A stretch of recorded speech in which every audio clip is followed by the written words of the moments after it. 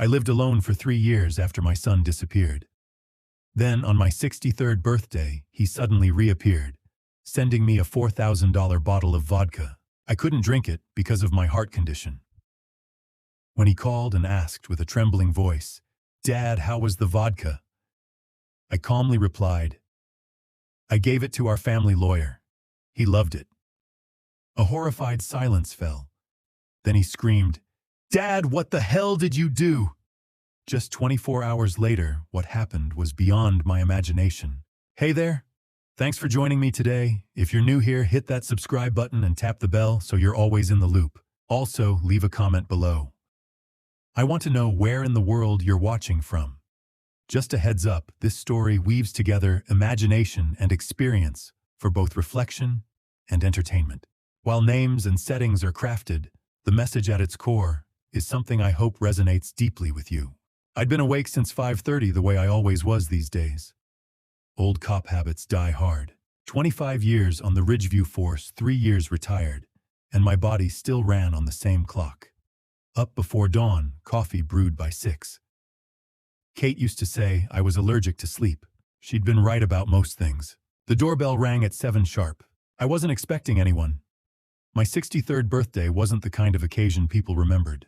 Not anymore. Kate had always been the one who made a fuss, baking her lemon cake, inviting neighbors I barely knew. But she'd been gone 5 years now, and birthdays had become just another Tuesday in October. I set my coffee down and walked to the front door. Through the window, I saw a FedEx truck pulling away into the gray Oregon drizzle. On my porch sat a cardboard box, medium-sized, neat shipping label, no return address. I picked it up. Heavier than expected. The label read, Archer Dalton, 47 Maple Ridge Road, Ridgeview, OR 97401. Sender line blank. Just a tracking number and a date stamp from 2 days ago, Portland. Portland. A knot tightened in my gut. I hadn't heard from anyone in Portland in 3 years. I carried the box inside, set it on the kitchen table, and stared at it. The rational part of my brain, the detective part, said to open it. The other part, the part that had learned silence from certain people, was a gift, told me to throw it in the trash. I grabbed a knife and slit the packing tape. Inside, nestled in foam peanuts, was a bottle. Not just any bottle. A work of art. Crystal-cut glass, shaped like a rectangular tower, the liquid inside a deep amber that caught the morning light. The label was black velvet, embossed with platinum lettering. Blackthorn Crystal Reserve, 1952. This wasn't a $50 liquor store pickup.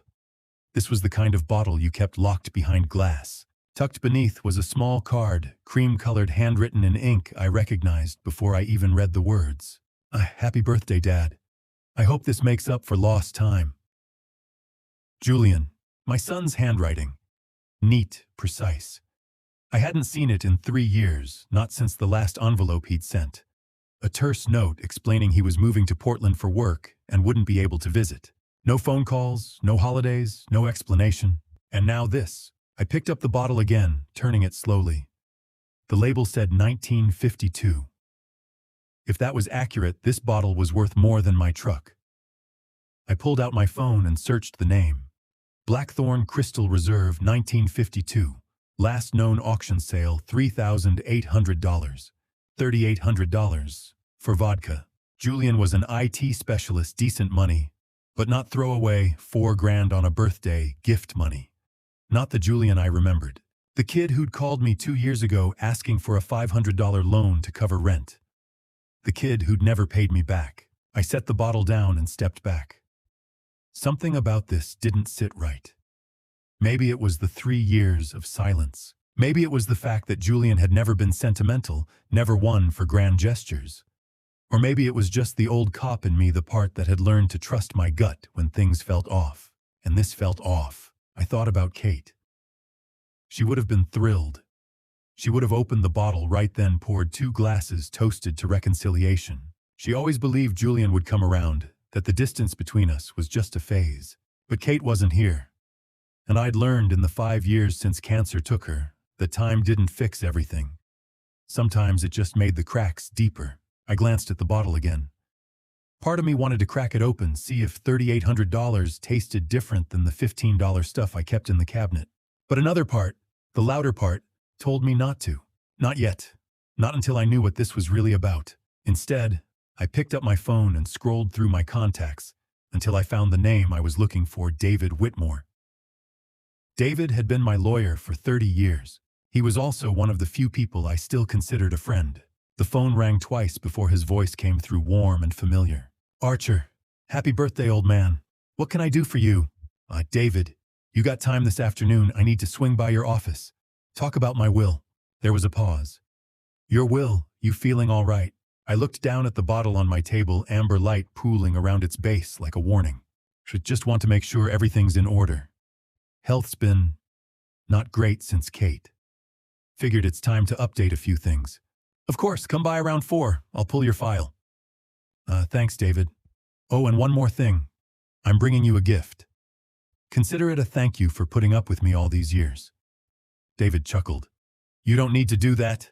I insist. I hung up and stared at the bottle for another long moment. Then I carefully placed it back in the box, wrapped it in the foam peanuts, and sealed the lid. If Julian wanted me to drink this, he was going to be disappointed.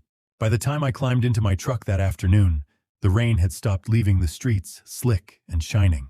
I set the box on the passenger seat, buckled in, and turned the key. The engine coughed to life, and I pulled out of the driveway, heading toward downtown Ridgeview. The bottle sat beside me, silent and heavy, a question I wasn't ready to answer. 4 o'clock found me standing outside Whitmore and Associates, a 3-story brick building on Main and Oak. I grabbed the box, locked the truck, and pushed through the front door. David's secretary, Mary, looked up and smiled. Mr. Dalton, David's expecting you. Go on back. I walked down the narrow hallway to David's office and knocked twice before stepping inside. David stood behind his desk, reading glasses perched on his nose, a file folder open in front of him. He looked up and grinned. Archer, good to see you. What's in the box? I set it down on his desk carefully and met his eyes. Vodka, expensive vodka from my son. David raised an eyebrow. Julian, I thought you two weren't talking. We're not. That's why I'm here. David studied me for a long moment, the kind of look he'd perfected over 30 years of lawyering. Patient, measured, waiting for the rest of the story. Then he turned his attention to the box, lifting the lid with careful precision. He pulled out the bottle and I watched his eyebrows climb. Blackthorn Crystal Reserve. He turned it slowly, light, catching on the cut glass edges. Archer, this is, what, $3,000? $3,800 according to the internet. David let out a low whistle and set the bottle down gently. And Julian sent you this out of the blue after 3 years. That's what the card said. Happy birthday, hope it makes up for lost time. David leaned back in his chair, fingers steepled under his chin. What do you think it means? I shrugged, but the knot in my gut hadn't loosened. I don't know. That's why I didn't drink it. That's why I'm giving it to you. Archer, consider it a thank you. You've been handling my paperwork for 3 decades. You deserve something nice. David shook his head, smiling. You're paranoid. I'm careful, there's a difference. He picked up the bottle again, examined the label. Well, if you insist, Margaret will kill me if she finds out I turned down a $4,000 bottle of vodka. He paused. You said you wanted to talk about your will. Yeah, pull the file. I want to make sure everything's current. David nodded and crossed to the tall steel cabinet in the corner, the kind with a combination lock and deadbolt. He spun the dial, pulled the door open, and retrieved a slim manila folder labeled Dalton Archer, Estate. He set it on the desk, opened it, and pulled out a sheaf of papers. My will, the one I'd signed back in 2020, just after Kate's diagnosis. David skimmed the first page, nodding. Estate divided equally between Julian and Emma, contingent on your passing. Standard stuff. Anything you want to change? Just want to review it. Make sure it's still accurate. Let me check the system. David turned to his laptop, fingers moving across the keyboard. He pulled up the law firm's case management software. Let's see. Dalton Archer, estate planning. His fingers stopped moving. He leaned closer to the screen, squinting. Huh. What? David frowned, clicked through a few more screens. Then he turned the laptop toward me. On the monitor was a PDF. My will, or something that looked like it. Same header, same language, same format. But the date at the top read August 15th, 2024. And the distribution clause was different. All assets, properties, and holdings to be transferred in full to Julian Castellano. 100%. Not split. Not contingent. Just Julian. I stared at the screen, cold spreading through my chest. I didn't sign that. You didn't come in last month. No. I haven't been here since Kate's funeral arrangements. 4 years ago. David frowned, clicking to another window. There's an email here. October 8th. From archer.dalton.official@gmail.com. Says you updated the will, digitally signed it, electronically, asked me to prepare a hard copy. I don't have a Gmail account. My email's Yahoo. Has been for 20 years. David's frown deepened. He opened another drawer, pulled out a file folder labeled Pending Review. Inside was a printed copy of the same will, the August one, crisp and new. 3 versions. 3 places. All saying the same thing. All wrong? David set the paper down and met my eyes. Archer, someone's forging your documents. The words hung in the air like smoke. Julian, I said. David didn't argue. He just looked at the bottle of vodka sitting between us, and something shifted in his expression. No, we need to call IT, he said. Have them trace the system access check when that file was uploaded. If someone hacked our server... Do it! David reached for his phone, then stopped. Actually, let me have Mary handle it. She's better with the tech stuff. He stood, started toward the door, then paused. You know what, to hell with it. I've had a long day. Let me pour us a drink first, and then we'll get IT on the line. David, Archer, I've been working since 7 this morning. I just found out my system's been compromised. I'm having a drink. He walked to the small bar cart in the corner, grabbed 2 crystal tumblers, and brought them back to the desk. He broke the seal on the blackthorn bottle with a soft crack. The vodka poured smooth and clear. David filled both glasses, slid one toward me. To 30 years of friendship, he said. I didn't pick up the glass.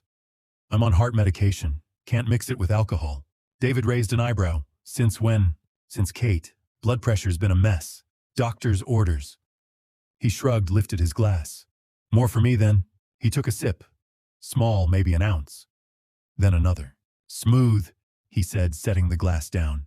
Really smooth. No burn at all. I watched him, that knot in my gut twisting tighter. Something about this whole situation felt wrong. The forged will, the email, the $3,800 bottle showing up the same week. Someone decided to rewrite my estate plan. David picked up his phone. All right. Let me call Mary, have her get IT on this. He dialed, waited. Mary's voice came through tinny and distant. David explained the situation. Compromised system, forged documents, need a trace. Mary said she'd handle it first thing tomorrow morning. David thanked her and hung up. She'll have someone look at it in the morning. IT guy's already gone home. I nodded, but I didn't like the delay. We talked for another 10 minutes. David asked about my health, about managing the house alone. I gave him the same answers I always did. Fine managing. He told me about a case he'd just closed. I listened, half-focused, my mind still circling back to that forged will. By the time I stood to leave, the sky outside had faded to dusk. Thanks for this, David, I said, nodding toward the bottle. You sure you don't want to take it back? I'm sure, enjoy it. David walked me to the door, shook my hand. I'll let you know what IT finds. I nodded. I drove home, microwaved leftover chili, ate it standing at the counter. I thought about calling my old partner, Frank Miller, but I didn't have anything solid yet. Just a bad feeling and a forged document. So I went to bed early, lay there staring at the ceiling. The call came at 9:47 p.m. I was half asleep when my phone lit up, vibrating against the nightstand. I squinted at the screen. Margaret Whitmore. I answered on the second ring. Margaret. Her voice hit me like a fist. Ragged, breathless, broken. Archer. Oh God, Archer, it's David. Something's wrong. We're at the hospital. They think he's been... The word caught in her throat, strangled. Poisoned. I was out of bed before Margaret finished the sentence. My hands found my jeans and the dark keys on the nightstand. The phone stayed pressed to my ear as I moved through the house. Shoes, jacket, wallet. Margaret was still talking, words tumbling over each other. Ambulance, chest pain, racing heart. I'm on my way, I said and hung up. The drive to Ridgeview General took 15 minutes through rain-slicked roads. My mind ran faster than the engine. David had drunk from that bottle. One glass, maybe two, and now he was in the hospital. Julian had sent that bottle. The pieces didn't fit yet, but the shape was starting to come clear. I pulled into the hospital lot just after 10 and jogged toward the entrance. Fluorescent lights hit me like a slap. Too bright, too sterile. The ER waiting room smelled like antiseptic and burnt coffee. Margaret stood near the nurse's station, arms wrapped around herself, face pale. She saw me and crossed the room. "Archer." Her voice cracked. "They won't tell me anything." "What happened?" "We were watching TV. He said he felt dizzy. Then he grabbed his chest, said his heart was racing. I called 911. "Is he conscious?" "He was, but they took him back an hour ago." A nurse walked by, and I flagged her down. "David Whitmore. Came in about an hour ago. Cardiac issue. Can you tell us anything?" The nurse glanced at her clipboard. "Are you family?" "I'm his wife," Margaret said. "The doctor will update you soon. Right now, Mr. Whitmore is stable, but we're running a full toxicology screen." "A toxicology how?" Margaret's voice went thin. "On standard procedure, rapid heart rate arrhythmia, no prior cardiac history. We have to rule out contamination." "Contamination. Not poisoned. Not yet." But close enough. The nurse disappeared through the double doors. Margaret sank into a plastic chair. I stayed standing watching the ER entrance. That's when I saw the uniform. Officer Patel stepped through the automatic doors, rain beading on his jacket, notebook already in hand. I recognized him. Younger guy, sharp eyes, the kind who didn't miss details. He walked straight to me. "Mr. Dalton." "Officer, I need to ask you a few questions. You saw Mr. Whitmore earlier today, around 4, at his office." Patel flipped open his notebook. "Did you give Mr. Whitmore anything, food, drink?" I kept my voice steady. "I gave him a bottle of vodka. A gift." Patel's pen stopped. "A gift? Expensive bottle. $3,800. Figured he'd earned it after 30 years. Did you drink any?" "No. I'm on heart medication. Can't mix it with alcohol." Patel wrote that down. "And Mr. Whitmore drank from this bottle. He had a glass, maybe two. Do you still have it?" "No, I left it with him." Patel nodded, closed his notebook. "We'll collect it as evidence. And Mr. Dalton, don't leave town for the next few days." The words landed like a fist. "You think I did this? You gave Mr. Whitmore alcohol, and now he's in the ER with symptoms consistent with ingestion of a toxic substance. Right now, you're a person of interest." "Person of interest." Cops speak for suspect they couldn't arrest yet. I wanted to tell him about Julian, about the forged will, about the bottle that had shown up out of nowhere. But I'd been a cop long enough to know how this looked. Man gives lawyer expensive gift. Lawyer ends up in the hospital. Man claims he didn't drink any himself. It looked bad. "I'll be around," I said. Patel left. I sat beside Margaret and waited. The ER doctor came out just before midnight. Young scrubs, wrinkled exhaustion carved into his face. David was stable. Heart rate under control. Toxicology results would take another day or two. David was being moved to the ICU. Margaret asked if she could see him. The doctor nodded and she followed him through the double doors. I stayed another hour. But there was nothing more I could do. No more answers. So I left. The streets were empty and slick under the streetlights. I drove home on autopilot, parked, walked inside. The house was cold. I didn't turn on the heat. Just walked to the kitchen and sat at the table. The same table where I'd opened that box this morning. The same table where the bottle had sat amber and gleaming. I pulled a notebook from the drawer, the kind I used to carry on the job, small and spiral bound, and opened it to the first blank page. October 12th, 2024. 1:30 a.m. David drank the vodka I gave him.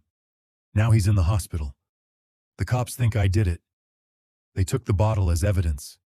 Told me not to leave town. But Julian sent that bottle. Julian, who hasn't spoken to me in 3 years. Julian, who forged my will and hacked David's system. Coincidence? I stared at the words for a long time. Then I closed the notebook, turned off the light, and went to bed. Sleep didn't come easy. Every time I closed my eyes, I saw that bottle, crystal-cut amber light, Julian's handwriting on the card. I saw David lifting the glass, taking that first sip, smiling. Smooth, he'd said. Really smooth.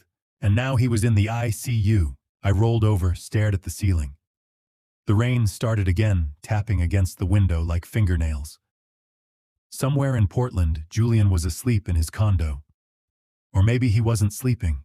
Maybe he was awake too, wondering if it had worked. If I'd drunk from that bottle. If I was the one in the hospital instead of David. The thought settled in my gut like a stone. The next day dragged. I stayed home, avoided the phone, tried to keep busy. Changed the oil in my truck. Fixed the loose hinge on the kitchen cabinet. Anything to keep my hands moving, my mind from circling back to that bottle, that hospital. That look in Officer Patel's eyes. Person of interest? I was in the garage wiping grease off my hands when my phone buzzed in my pocket. I pulled it out, squinted at the screen. Frank Miller. My old partner. 25 years on the force together, retired 3 years before I did. Last I'd heard, he'd taken a job as a detective with the county sheriff's office. We hadn't spoken in months, I answered. Archer. Frank's voice, familiar but not friendly. Not anymore. Frank. We need to talk. I wiped the grease off my hands, grabbed my jacket, and headed downtown. The Ridgeview Police Department sat on the corner of 3rd and Elm, a squat brick building unchanged since I'd walked through its doors as a rookie 40 years ago. The parking lot was half empty when I pulled in. I'd been on the other side of this plenty of times, bringing people in, asking questions, watching them sweat under fluorescent lights. I'd never thought I'd be the one answering for something I didn't do, but here I was. I walked through the front doors. The desk sergeant nodded toward the hallway. Detective Miller's expecting you. 3rd door on the left. The hallway smelled the same. Old coffee floor wax, the faint tang of sweat and stress. I reached the 3rd door, knocked twice, and pushed it open. Frank sat behind a gray metal desk, reading glasses on his nose, a file folder open. He looked up, and for a second, I saw the man I'd worked with for 2 decades. Steady, reliable. But then his expression shifted into something more official. Archer, sit down. I pulled out the chair. The room was small, windowless. A recorder sat on the desk between us, red light already blinking. You're recording this. Standard procedure. You know how it works. I did. Standard procedure meant they were building a case. Frank leaned back. Toxicology came back on the vodka you gave David Whitmore. I waited. Aconitine. Ever heard of it? No. So it's a toxin. Comes from a plant called wolfsbane, one of the most lethal plant-based substances known to man. Causes cardiac arrhythmia, respiratory failure, can stop a heart in under an hour. The words landed heavy, my gut twisted. The bottle you gave David had enough aconitine to kill someone. David's alive because he only drank about 50 milliliters. If he'd finished the glass, we'd be having a very different conversation. I swallowed. I didn't know. So I believe you.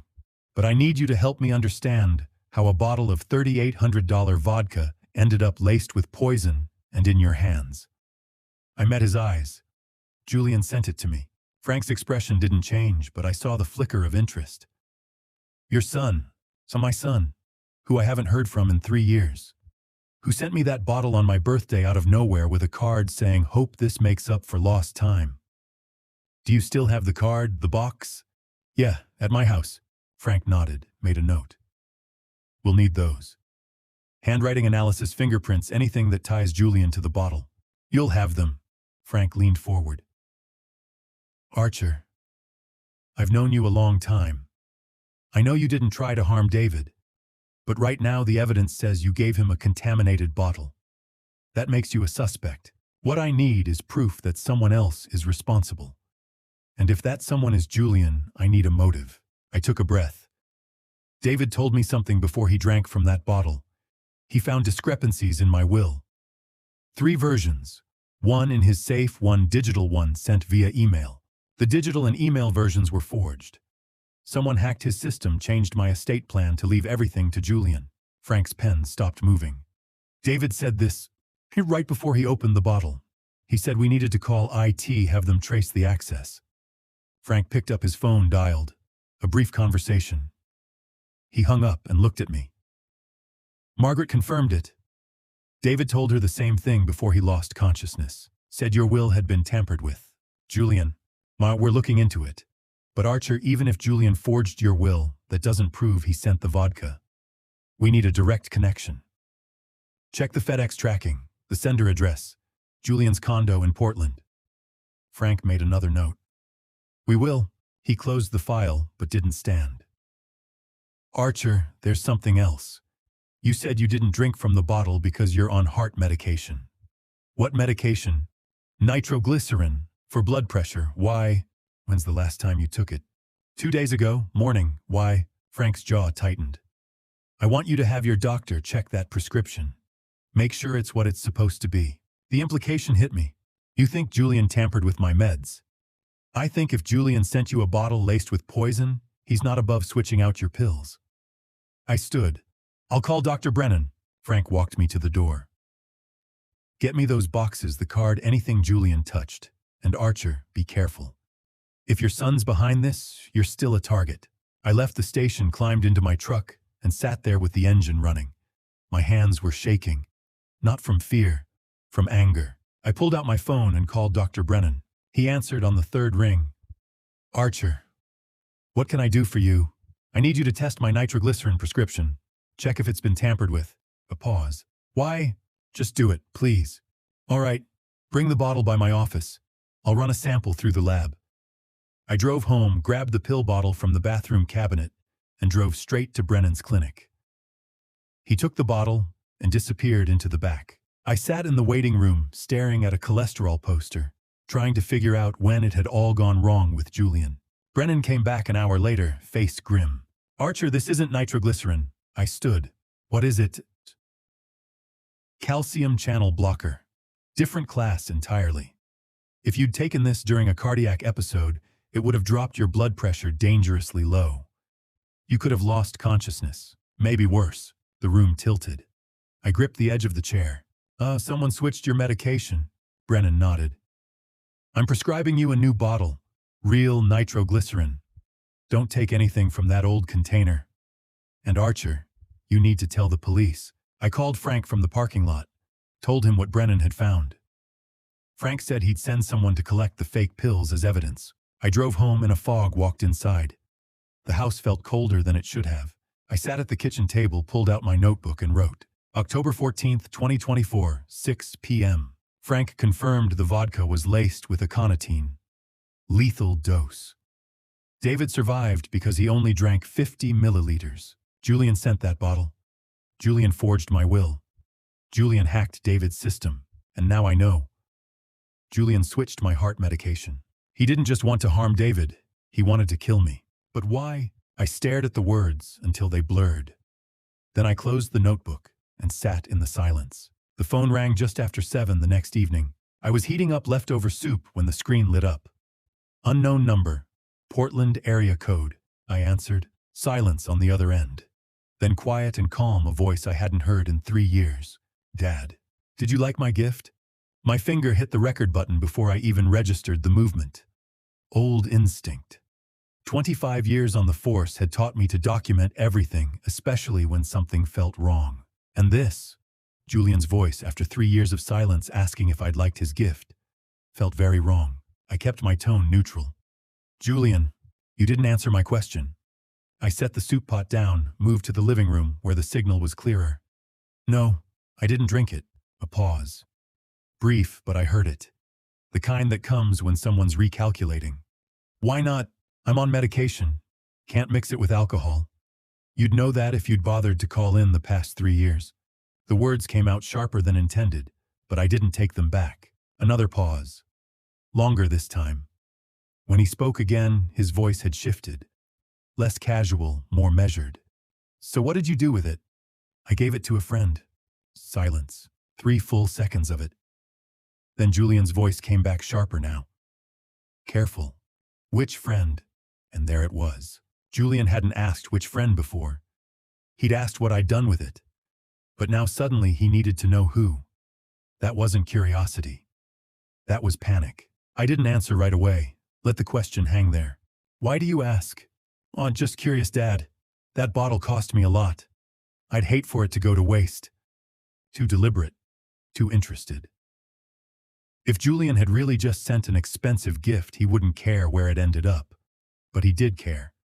Which meant he knew. He appreciated it. I said, keeping my voice even. Good. That's good. I hope he enjoyed every drop. The words landed cold. Not warm, not friendly. Then the line went dead. I stood there, phone still pressed to my ear, staring at the darkened window. My mind was running at full speed, piecing together what I'd just heard. Julian hadn't asked who the friend was until I said I'd given the bottle away. That pause, those 3 seconds of silence, that had been surprise. Maybe shock? And then the follow-up question, carefully phrased, which friend? Julian knew someone had drunk from that bottle. Maybe he'd seen it in the news. Ridgeview was small enough that a prominent lawyer in the ER would have made the local paper. Or maybe Julian had other ways of knowing. Either way, Julian knew, and he knew it wasn't me. I pulled up Frank Miller's contact and hit dial. He answered on the second ring. Archer, what's wrong? Julian just called. A beat of silence. Your son? Yeah. Asked if I liked the gift. Asked if I'd drunk from the bottle. When I told him I gave it to a friend, he went quiet for 3 seconds. Then he asked which friend. What did you tell him? Nothing. But Frank, he knows. He knows someone drank from it, and he knows it wasn't me. Did you record the call? Every word. Send it to me right now. I hung up, pulled up the recording file, attached it to an email, and hit send. Then I set the phone down on the counter and stood there, hands flat against the cold tile, breathing slow and steady. Julian had called. After 3 years of silence, after sending poison, after forging my will and hacking David's law firm, Julian had called to check if his plan had worked. And when he found out it hadn't, when he realized I was still alive, he'd wanted to know who'd taken my place. This wasn't over. I moved through the house methodically, checking every window latch, every door lock. Everything was secure. But secure didn't mean safe. I needed to know if someone tried to get in. In the garage, I found an old spool of black thread tucked in Kate's sewing kit. Thin, strong. I cut a piece about 2 feet long, carried it to the front door, and stretched it across the threshold at ankle height. I tied one end to the doorknob, pulled it taut, and tied the other end to the coat rack just inside the entryway. Tight enough to hold tension, loose enough to snap if someone pushed the door open even an inch. Old detective trick. Simple, effective. Then I grabbed the security camera I'd bought 2 years ago and never installed. Motion activated, but I'd never even put batteries in it. But it looked real enough from a distance. Black casing, little red light lens pointed outward. I peeled off the backing and stuck it in the corner of the porch overhang, angled toward the driveway. If someone came looking, they'd see it.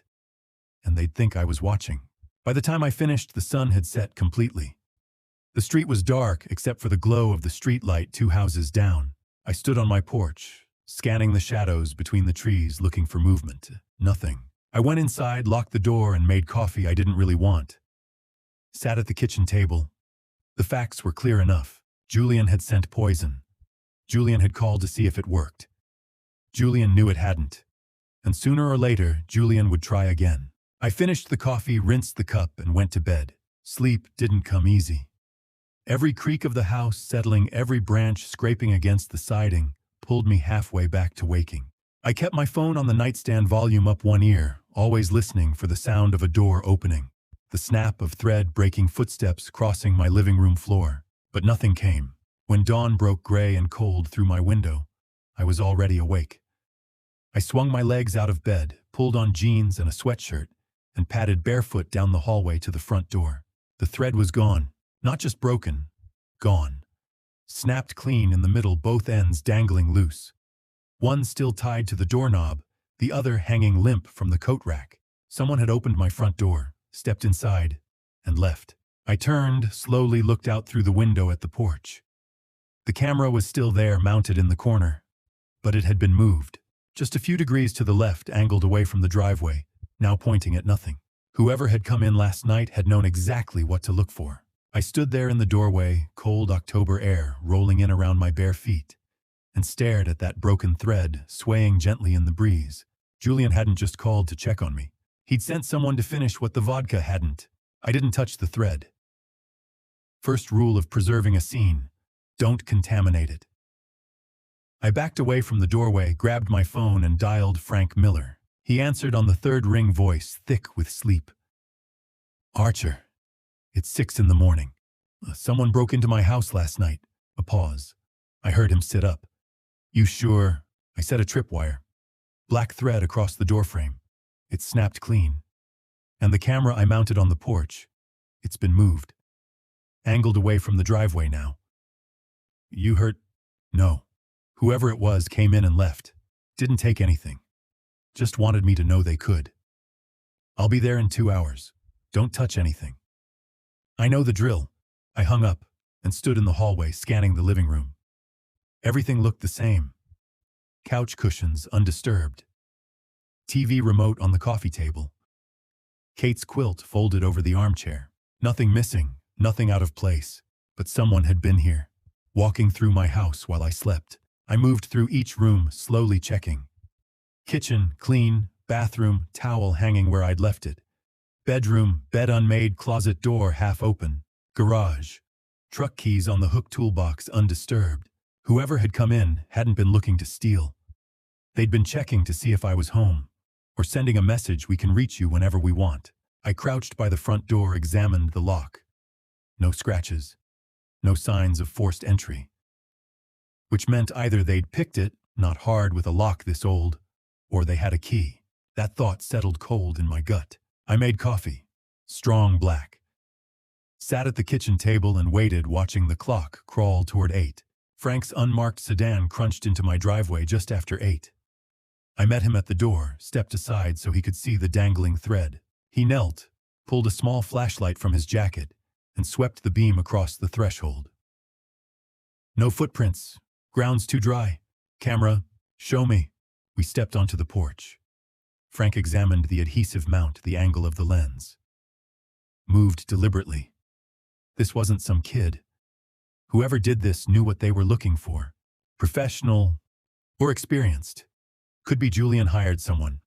Could be Julian himself, though I doubt it. He's not the hands-on type. Frank straightened, looked at me. You sent me that recording. Julian's call. Yeah. I've listened to it 3 times. That pause when you said you gave the bottle to a friend. That's not curiosity, Archer. That's panic. I know. And the follow-up. Which friend? Julian's trying to figure out if his plan worked. Frank pulled a file folder from his car, flipped it open. Inside was the birthday card Julian had sent, sealed in a plastic evidence bag, next to a photocopy of an old tax return with Julian's signature. Forensic document examiner compared the handwriting. 97% match. Same slant, same pressure, same loops. Julian wrote that card. Relief washed over me. Now it was documented. Official. David woke up yesterday afternoon. Frank continued. Talked to Margaret, then talked to us. Confirmed everything. You gave him the vodka as a gift. You two were discussing your will. He drank from the bottle you left before he collapsed. He remembers the conversation about the forged documents too. So I'm clear. Officially, yes. We're building a case against Julian. Attempted harm, fraud, computer crimes, identity theft. IT forensics is going through David's law firm server. Early results show unauthorized remote access from an IP address in Portland, logged through an old employee account that should have been deactivated months ago. Julian, we're tracing the IP to a physical address. Should have it by end of day. Frank closed the folder. Archer, I'm putting a patrol unit on your street. Just drive-bys twice a night. And do me a favor. Upgrade your security. That thread's clever, but it's not going to stop anyone who's determined. Get a real alarm system. Change your locks. Already planning on it. Frank left just before 10, taking the broken thread, the birthday card, the FedEx box, and the bottle of fake medication. I watched his sedan disappear, then went inside and locked the door. First stop, hardware store. I bought a basic alarm system. Motion sensors, door and window contacts, a control panel with a keypad. $50 self-install. Nothing fancy, but loud. Also grabbed new deadbolts and reinforced strike plates. By the time I got home, it was almost noon. I spent the next 3 hours installing everything. Sensors on both doors. Motion detector in the hallway. Keypad mounted by the entryway. New deadbolt screws drilled deep into the frames. When I finished, I armed the system and opened the front door to test it.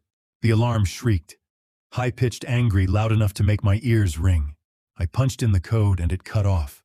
Good enough. I sat at the kitchen table, opened my notebook, and wrote, October 16th, 2024. 3 p.m. Someone broke in last night. Snapped my thread, moved the camera. Frank confirmed it. I'm officially clear. Handwriting matches Julian's. David's awake confirmed my story. IT forensics found evidence of a hack from a Portland IP. Julian's not just trying to steal my estate. He's making sure I don't survive long enough to stop him. I closed the notebook and sat there thinking about next steps. Tomorrow I'd call a professional locksmith. Tomorrow I'd talk to Frank about restraining orders. But tonight I just needed to sleep. I didn't. The next morning I woke just before dawn. Made coffee, sat at the table, watched the sky turn from black to gray. Just after 9, I walked to the front door to grab the newspaper. There was an envelope on my porch. Plain white. No address, no stamp, no name. Just sitting there on the welcome mat.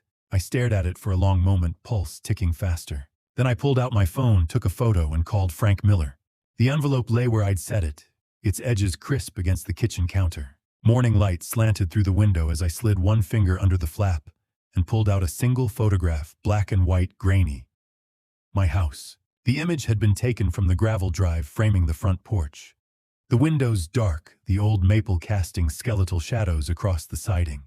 In the bottom right corner, white digital numerals read 11:47 p.m. 16th October 2024. Last night, an hour and a half after I'd locked every door and installed the motion sensor, I flipped the photograph over. No message, no signature. Just the image of my home captured by someone who had stood outside in the dark while I slept. My hand tightened around the counter. For 30 years, I'd been the one doing surveil, Archer holding the camera, documenting evidence. Now I was the subject, the target. I pulled out my phone and called Frank Miller. Char. His voice was thick with sleep. Check your email. I'm scanning it now. What is it? A photograph. My house. Time stamped 11:47 last night. A pause. Then the creak of bed springs. You're telling me someone walked your property an hour after you installed that alarm? That's exactly what I'm telling you. Did the sensor trigger? No. Another pause. I'll be there in 40 minutes. Don't touch the envelope. I set the phone down and stared at the photograph again. The angle was deliberate.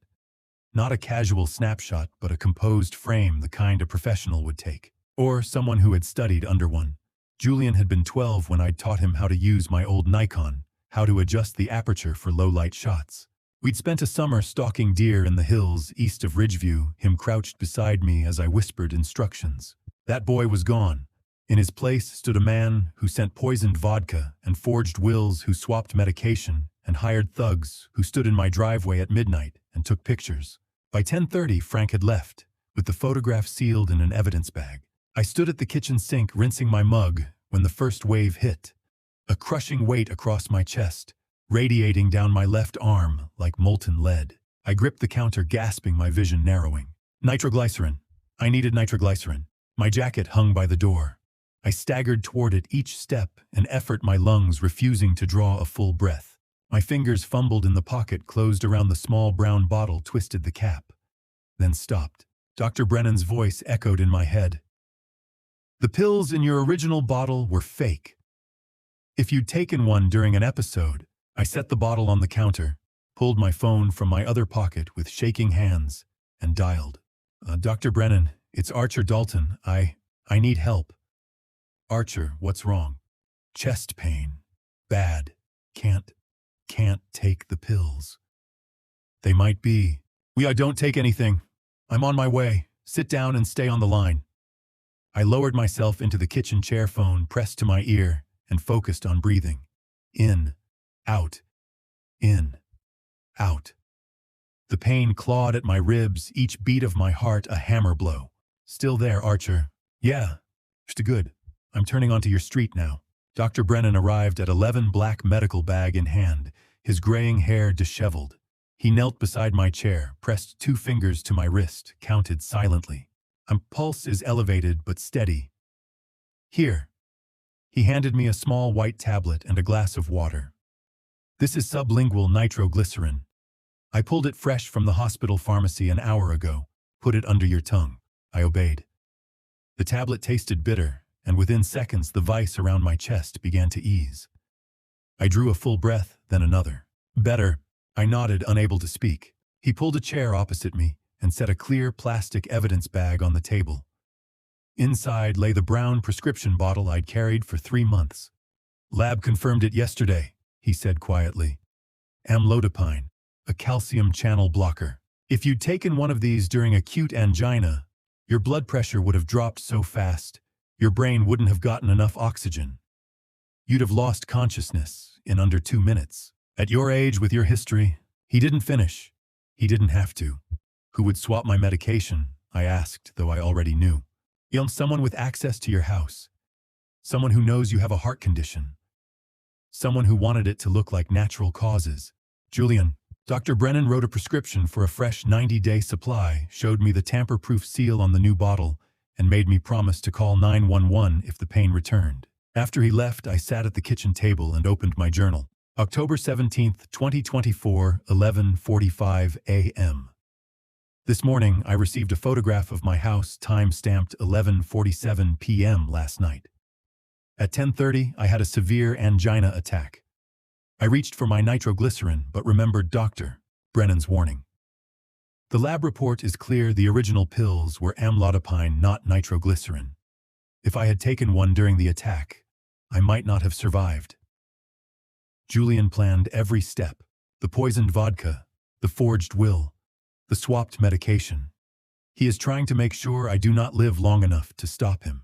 I closed the notebook, poured a second glass of water, and tried to convince myself the new locks and alarm system would be enough. At 2:34 in the morning, I woke to the sound of footsteps. Not outside, inside, slow, deliberate. Moving through the living room toward the hallway where my bedroom door stood half open, I lay frozen beneath the quilt, listening. The alarm remained silent. No beep. No siren. Nothing. I reached for my phone on the nightstand.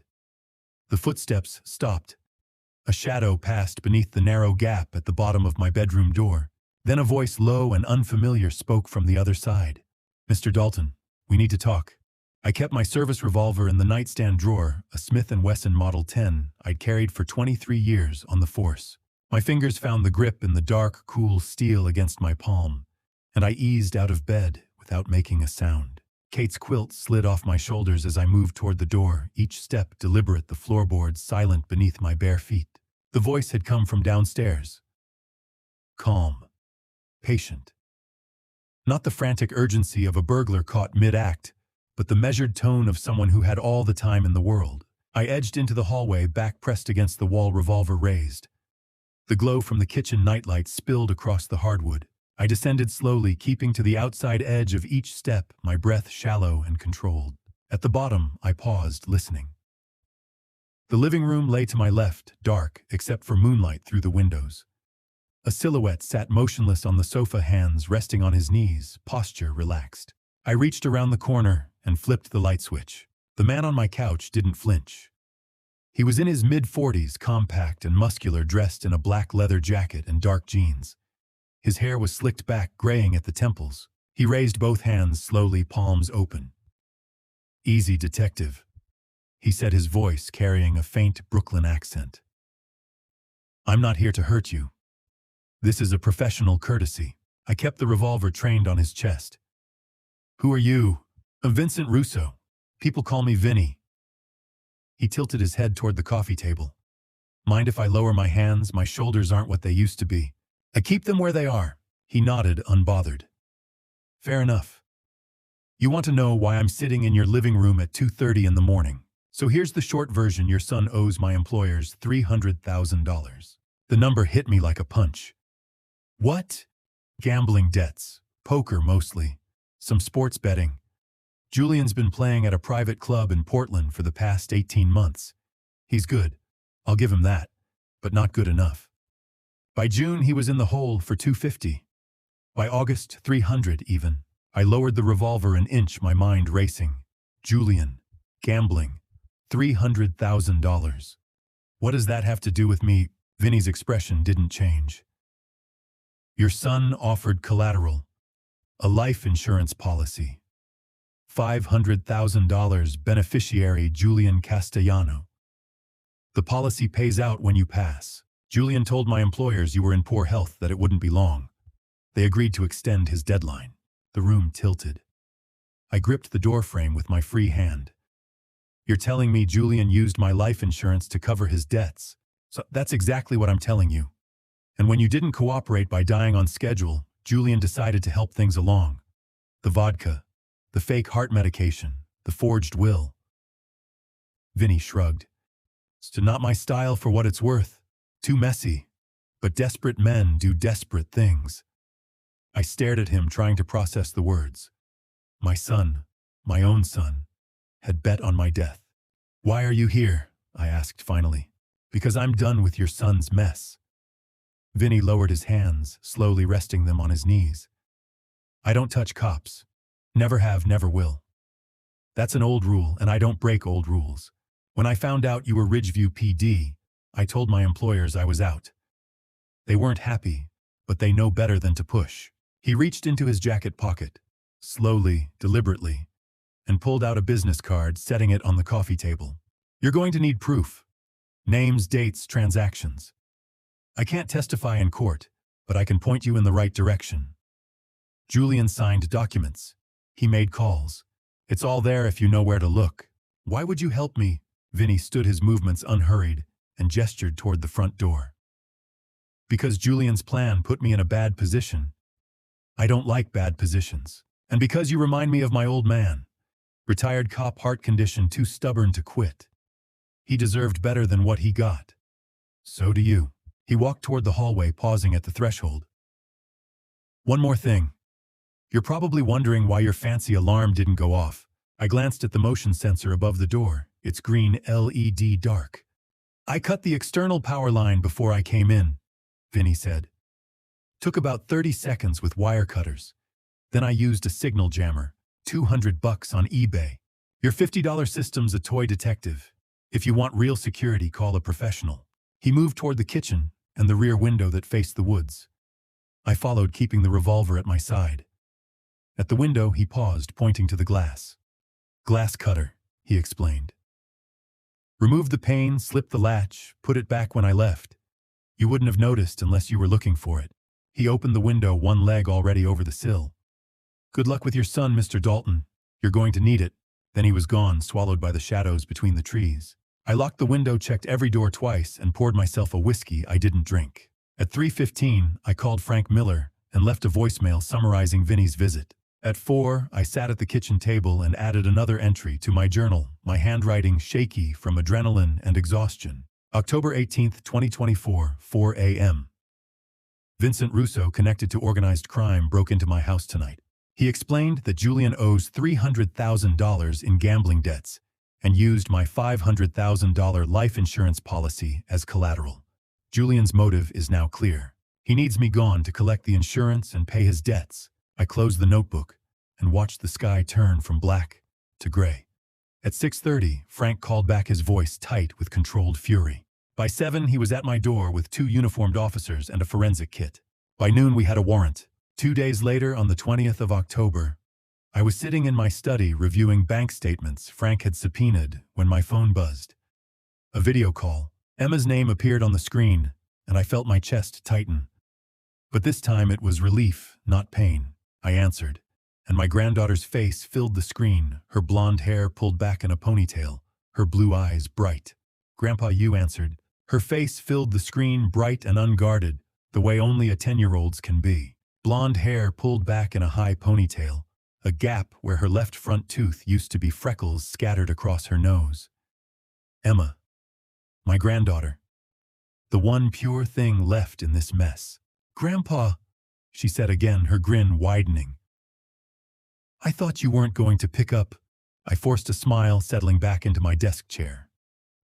I always pick up for you, sweetheart. How's school? Boring. She rolled her eyes. Mrs. Henderson makes us do multiplication tables every single day. I already know them. Multiplication's important, I said. You'll need it when you're older. That's what Mom says. Emma leaned closer to the camera, lowering her voice to a whisper. But I think she just doesn't want to help me with homework. I chuckled, the sound hollow in my chest. Where is your mom? It's upstairs. She's on the phone with somebody. She's been on the phone a lot lately. Emma tilted her head. Grandpa, when are you coming to visit? You promised you'd take me to the zoo before it gets too cold. The zoo. I'd promised her that back in July before everything started unraveling. Soon, I said, hating the lie. I've been a little busy, but I'll come see you soon. You always say that. She pouted, then brightened. Dad says we're going to be rich soon. Maybe we can go to the big zoo in Seattle instead, the one with the pandas. The words hit me like ice water. I kept my expression neutral. Your dad said that. Yeah, he's been really happy lately. He keeps saying things are going to get better, that we won't have to worry about money anymore. Emma twirled a strand of hair around her finger. He talks to somebody named Vinny a lot. Like every day. Is Vinny your friend? My throat closed. I swallowed hard. No, sweetheart. Vinny's not my friend. Why do you ask? Because Dad mentions you when he talks to Vinny. He locks himself in his office and talks really quiet, but I heard him say your name once. And something about insurance. She wrinkled her nose. What's insurance? I closed my eyes for a breath, trying to steady the roar in my ears. Insurance is... It's something grown-ups have to make sure their families are taken care of. It's complicated. Oh. She shrugged, already losing interest. Dad says a lot of complicated stuff lately. Mom gets mad at him sometimes. I heard them fighting last week. About what? Emma hesitated, glancing over her shoulder. When she turned back, her voice was quieter. I don't know. But Mom was crying. She said something about how she didn't sign up for this, and Dad said she needed to trust him, that everything would work out. I wanted to reach through the screen and pull her out of that house, away from Julian. But all I could do was sit 300 miles away and listen. Emma, I said gently, has your dad been acting strange, different than usual? She thought for a moment, chewing her bottom lip. Kind of. He's gone a lot.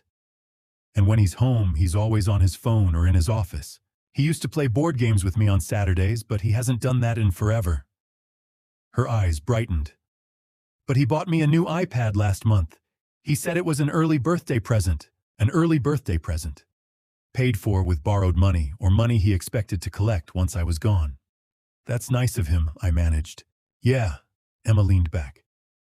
Grandpa, can I tell you a secret? Of course. And Dad told me not to talk to you about the Vinny stuff. He said it was private, and I shouldn't mention it if you called. She bit her lip, looking guilty. But I miss you. And I don't think secrets are good. Mom says secrets make people sick. Your mother is right, I wanted to say. Secrets rot from the inside out. Instead, I said, I miss you too, sweetheart. And you can always talk to me about anything, okay? No matter what your dad says. She nodded, her smile returning. Okay, we talked for another few minutes. About her friends at school, about the book she was reading, about the stray cat in their backyard. I let her chatter fill the silence. When Sarah called her name from upstairs, Emma waved at the camera. I have to go. Love you, Grandpa. Love you too, Emma.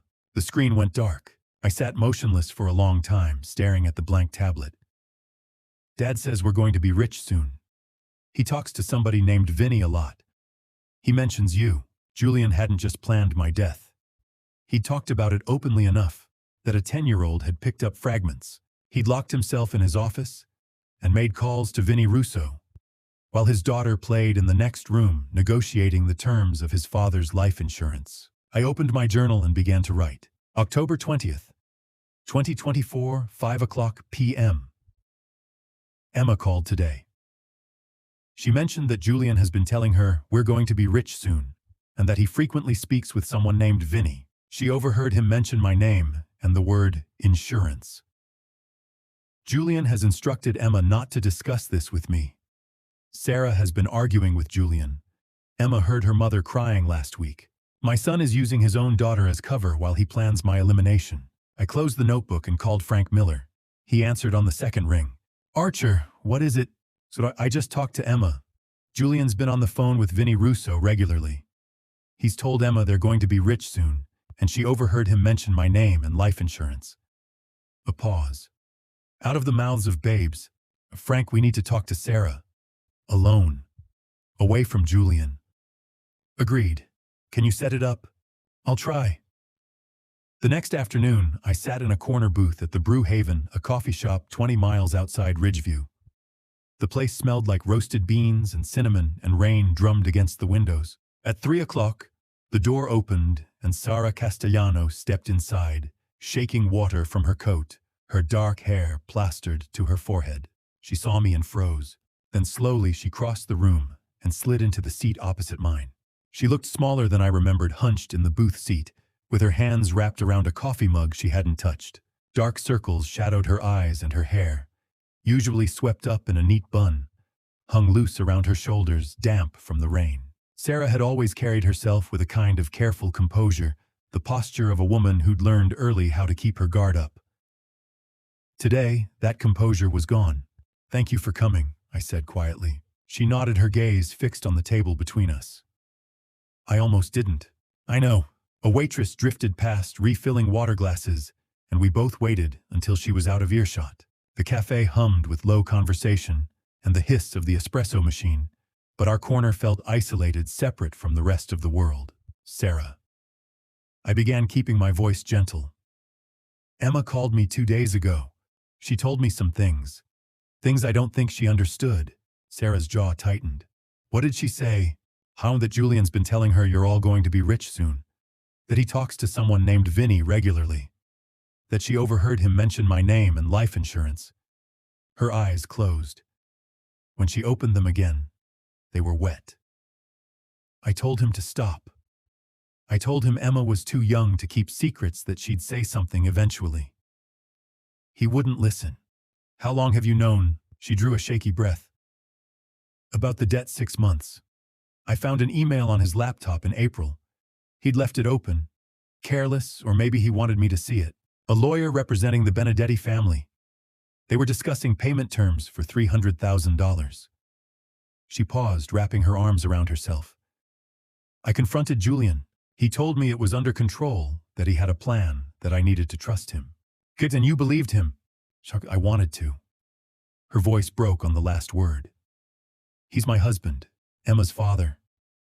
I wanted to believe he wasn't stupid enough to borrow money from the mob." I leaned forward, resting my forearms on the table. "Sarah, I need you to be very clear with me. Did you know about the vodka, about the fake heart medication?" Her head snapped up, eyes wide. "What?" "Someone sent me a bottle of vodka laced with aconitine, a poison. My lawyer drank it and nearly died. Someone also swapped my nitroglycerin pills with a different drug. If I'd taken one during a heart attack, I would have died within minutes." The color drained from her face. No, I didn't know. I swear to God, Archer, I didn't know." Her hands shook so badly she had to set the mug down. "Julian told me he was working on refinancing. He said he had a business opportunity, that he just needed a few more months. He never said anything about—" She stopped, pressing a hand to her mouth. I watched her carefully, searching for any sign of deception. I'd spent 2 decades reading people, learning to spot the micro-expressions that betrayed a lie. Sarah's shock looked genuine. "When did Vinny start following you?" I asked. "In July. I saw him outside Emma's school twice in 1 week. Then outside our apartment. I asked Julian about it, and he admitted Vinny worked for the people he owed money to. He said they were just keeping tabs, making sure we didn't run." She wiped at her eyes with the back of her hand. "Julian told me if I said anything to anyone, to you, to the police, to anyone, he'd leave. He said he'd disappear and we'd be stuck with the debt. That the Benedettis would come after me and Emma to collect. The bastard had used his own wife and daughter as hostages. Sarah, I need you to testify. I need you to tell a prosecutor everything you just told me. The emails, Vinny, Julian's threats. Without your testimony, we don't have enough to prove Julian planned this." She stared at me, her expression torn between fear and something that looked like relief. "If I testify, what happens to me? I knew about the debt. I didn't report it. Doesn't that make me an accessory number?" I kept my voice firm, steady. "You were coerced. Julian threatened to abandon you and Emma. That's duress. A good prosecutor will understand that. But what if they don't? Then we'll make them understand. I pulled out my phone and set it on the table. I'm going to call Detective Frank Miller. He's been working this case with me. He can arrange a meeting with the county prosecutor's office. We'll negotiate immunity for you, full immunity in exchange for your cooperation. You testify, and you walk away clean. Her breath hitched. And Emma will be safe. That's the priority. Julian won't be able to threaten either of you once he's in custody. Sarah stared at the phone for a long moment, then nodded slowly. Okay. Do it. I dialed Frank's number. He picked up on the second ring. Archer, tell me you've got good news. Ma, I'm at Maple Street Cafe with Sarah Castellano. She's willing to testify. She knew about the debt and Vinny, but she didn't know about the vodka or the medication. Julian threatened to leave her and Emma if she talked. We need an immunity deal. A pause. Put her on speaker. I tapped the button. You're on, Frank. Mrs. Castellano, this is Detective Frank Miller. Have you been in contact with your husband since agreeing to meet Mr. Dalton today? Sarah's voice was barely above a whisper. No. He thinks I'm visiting my sister in Eugene. Good. Keep it that way. I'm going to call the county prosecutor's office right now. Can you stay where you are for the next hour? Yes. All right, sit tight. I'll have an answer for you soon. The line went dead. Sarah exhaled slowly, her shoulders sagging. What if Julian finds out? He won't, I said, though I couldn't be certain. Frank's discreet, and once you're under witness protection, Julian won't be able to touch you. She nodded, but the fear didn't leave her eyes. 2 days later, on the morning of October 23rd, Frank and I stood outside the offices of Whitmore and Associates. The building looked the same as it had 3 weeks ago. Red brick brass nameplate, the scent of old paper, and lemon polish drifting through the open door. But David Whitmore was no longer inside. He was home recovering, and his son Thomas had taken over the practice. Thomas Whitmore Jr. met us in the reception area, a man in his early 40s with his father's sharp eyes and his mother's precise demeanor. He shook our hands and gestured toward the conference room. Gentlemen, my father told me you'd be coming. The conference room smelled like leather and old paper, the kind of scent that clings to law offices. Thomas Whitmore Jr. gestured for us to sit at the long mahogany table, then crossed to a wall safe hidden behind a framed print. He spun the dial, pulled the door open, and withdrew a manila folder embossed with my name. My father kept the original here, Thomas said, setting the folder in front of me. He never trusted digital storage for estate documents. I opened the folder. Inside lay a will dated March 15th, 2020, signed in my own handwriting and witnessed by David Whitmore and his secretary. The language was straightforward. Upon my death, my estate would be divided equally between Julian Castellano and Emma Castellano, with a trust established for Emma until she turned 25. This is the real one, I said quietly. Thomas nodded. That's the version my father filed with the state. But 3 weeks ago, when you brought him that vodka, he pulled up the case file and found something else. He opened his laptop and clicked a file. A PDF appeared. Another will dated August 15th, 2024, bearing a digital signature that looked like mine. This version left 100% of my estate to Julian Castellano. No mention of Emma. Frank leaned forward, his jaw tight. How did this get into your system? That's what we hired Catherine Walsh to find out.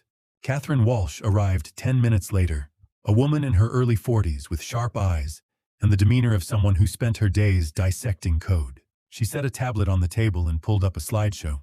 Good gentlemen, she began, your son executed a 3-layer attack on Whitmore and Associates system. Let me walk you through them. She tapped the screen. The first slide showed a server log, rows of data stamped with dates and IP addresses. Layer 1, cyber intrusion. On August 15th at 2:34 a.m., someone accessed the firm's cloud server using credentials belonging to a former paralegal. The access originated from IP address 198.51.100.42, which traces to Unit 407 at the Laurelhurst Towers in Portland. My breath caught. Julian's apartment. The intruder navigated directly to your case file, deleted the original will dated March 2020, and uploaded a forged PDF dated August 2024. Total time in the system under 2 minutes. Frank made a note. Clean. Professional. Catherine nodded. Very. But they made one mistake. Server logs capture metadata. We traced the IP through 3 proxy layers back to the Laurelhurst address. Ridgeview PD confirmed the lease is under Julian Castellano's name. She swiped to the next slide, a grainy photograph of a hallway, time-stamped September 12, 2024, 11:55 p.m. Layer 2 Physical Intrusion. This is footage from a backup security camera. At 11:55 p.m. on September 12th, a man approximately 5 feet 10 inches tall entered the office. He wore a hoodie and gloves, but his build matches a male in his mid to late 30s. She zoomed in. The figure moved with purpose, heading straight for David Whitmore's office. He was inside for 8 minutes. The next morning, Mary Baker found a printed copy of the forged August will in the pending files tray on her desk. The paper stock matched the firm's letterhead. Mary assumed Mr. Whitmore had printed it himself and filed it accordingly. Thomas interjected. My father never printed that will. He didn't even know it existed until you brought him the vodka, and he cross-checked the files. Catherine swiped again. The third slide showed an email header, lines of code across the screen. Layer 3 Social Engineering. On October 8th at 9:20 a.m., Mr. Whitmore received an email from archer.dalton.official@gmail.com. The subject line read, Updated will, please review. The body was brief, asking him to update his records and signed with your name. She looked at me. You don't use Gmail, do you, Mr. Dalton? No. I've had the same Yahoo account for 15 years. So it's exactly. The email was spoofed. When we examined the headers, the originating IP was once again 198.51.100.42. Julian's apartment. Frank exhaled slowly. 3 layers. Cyber, physical, social. Correct, Catherine said. Each layer reinforced the others. If the digital forgery was discovered, the printed copy provided corroboration. If someone questioned the printed copy, the email created a false paper trail. This wasn't opportunistic, detective. This was premeditated, methodical, and executed over a 2-month period. I stared at the dates on the screen. August 15th, September 12th, October 8th. Julian had started planning this in mid-August, weeks before my birthday, weeks before he sent the poisoned vodka. He'd built redundancies, anticipated obstacles, covered every angle. My son had studied how to erase me. Frank stood gathering the forensic reports. Thomas, I need certified copies of everything. The original will, the server logs, the security footage, the email headers. I'll forward them to the prosecutor's office today. Thomas nodded. I'll have them ready within the hour. Frank turned to me. Archer, we've got him. The IP traced the physical evidence, Sarah's testimony, Vinny's information. It's enough for an arrest warrant. I'll call Judge Holloway this afternoon. I couldn't speak. I could only nod. The following night, I sat alone in my study, the house dark except for the lamp on my desk. Rain tapped against the windows. I opened my journal to a blank page and began to write. October 24th, 2024, 11 p.m. Today, I learned the full extent of Julian's plan. He hacked the law firm's server on August 15th, deleted my real will, and uploaded a forgery. On September 12th, he broke into the office and planted a printed copy. On October 8th, he sent a fake email to David posing as me. 3 layers. 3 separate crimes, all designed to ensure that when I died, when he succeeded in poisoning me, there would be no question about who inherited my estate. Frank says we have enough for an arrest warrant. Tomorrow or the day after, Julian will be taken into custody. I should feel relief. Instead, I feel hollow. I closed the notebook and stared at the rain. The rain had softened to a whisper against the windows, and the house felt too quiet. I sat at the kitchen table under the yellow glow of the overhead lamp, my journal open in front of me, the pen heavy in my hand. Outside, the maples swayed their branches, scraping the siding. I turned to a blank page and began to write. October 24th, 2024, 11:10 p.m. Tomorrow morning, Frank will execute an arrest warrant for Julian Castellano. Before that happens, I need to set down everything that led us here. Not for the court. Frank and Catherine have compiled that evidence. But for myself. So I can understand how my son became someone I no longer recognize. The timeline. October 12th. I received a bottle of vodka Blackthorn Crystal Reserve 1952 valued at $3,800 via FedEx from Julian. A handwritten birthday card was enclosed. I did not drink it. Instead, I gave it to David Whitmore during a meeting to discuss my will. October 12th, 9:47 p.m. Margaret Whitmore called to report that David had collapsed with severe cardiac arrhythmia after drinking approximately 50 milliliters of the vodka.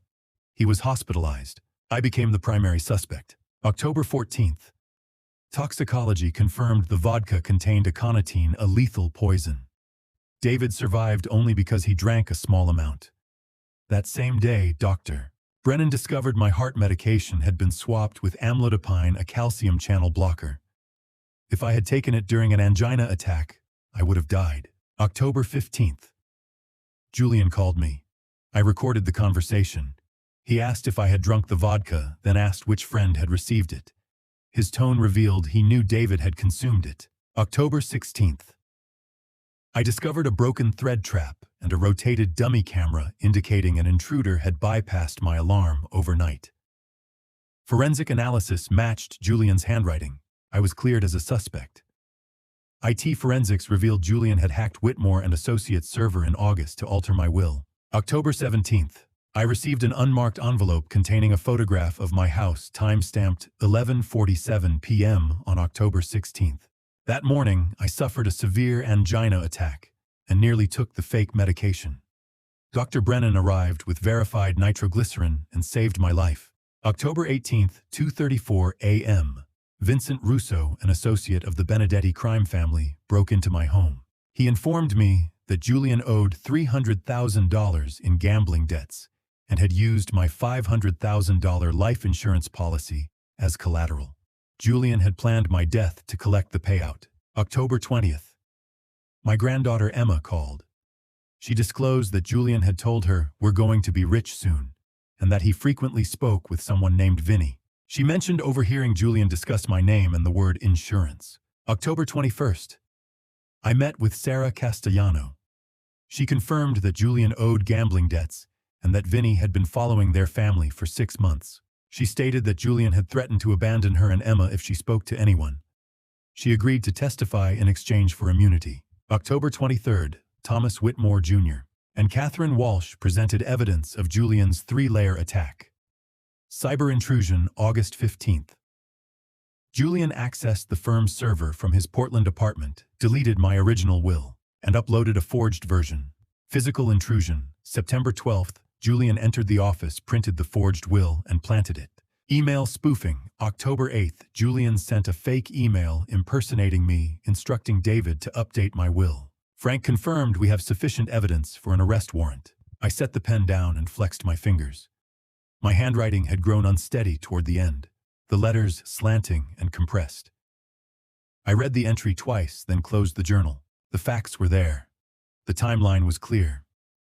But facts alone couldn't explain the hollow ache that had settled behind my ribs. I stood and crossed to the cabinet beside the refrigerator, where Kate used to keep photo albums. My fingers found the spine of the oldest album. I pulled it out and flipped through until I found the photograph I was looking for. Julian at 8 years old, standing beside a creek with a fishing rod in his hands.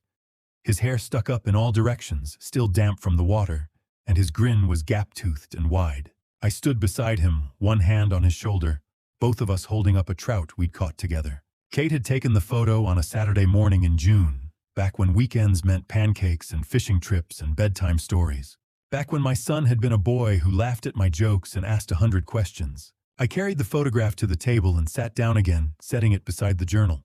For 10 minutes, I stared at that image, at the child Julian had been, trying to reconcile him with the man who had sent poisoned vodka and hacked legal documents and wagered his father's life to pay off gambling debts. I couldn't. Finally, I picked up the photograph and held it close as if Kate might somehow see it too. "I'm sorry I couldn't save him," I whispered to her memory, to the woman who had loved Julian unconditionally. "But I have to stop him. If I don't, Emma won't be safe. No one will. The photograph offered no answer. I set it down gently face up and reached for my phone. Frank answered on the first ring. Archer. Not tomorrow morning, I said. Let's finish this. A pause. You sure? I'm sure. All right. SWAT team assembles at 0500. We move at 0630. You want to be there? I closed my eyes. Yes. I'll pick you up at 0600. Thank you, Frank. Get some sleep, Archer. I hung up and sat in the stillness, listening to the rain. At 6:47 the next morning, I sat in the passenger seat of Frank's unmarked sedan, parked 50 meters from the Laurelhurst Towers in Portland. Dawn had broken gray and cold, the city wrapped in fog. Ahead of us, two black SWAT vans idled at the curb, their engines rumbling low. Officers in tactical gear moved with silent efficiency, checking radios, adjusting vests, loading breaching tools. Frank glanced at me. Last chance to wait at the station. I shook my head. I need to see it. He nodded and keyed his radio. All units, this is Miller. Proceed on my mark. 3, 2, 1. Execute. The van's doors flew open. All right, we're at the breaking point. Before I reveal what happened when they came for Julian, the moment I heard his voice confessing everything, I need to know you're still here. Drop the number 13 in the comments right now. Let me feel your presence. And a quick reminder, what follows blends experience with creative storytelling for emotional depth. If you'd rather not continue, feel free to pause here and choose content that resonates better with you. But if you're ready, let's go back to that cold morning in Portland. Through the windshield, I watched the SWAT officers move like shadows in the gray morning fog, their boots silent on wet pavement, rifles held low. On the Laurelhurst Towers rose ahead a glass and steel monument to new money, its upper floors still dark. Somewhere on the fourth floor in Unit 407, my son was waking up, unaware that his world was about to collapse. Frank's voice broke the silence. You shouldn't be here, Archer. I didn't take my eyes off the building. I know, but you deserve to see this. I nodded, my throat too tight to speak. Frank had bent the rules to let me ride along.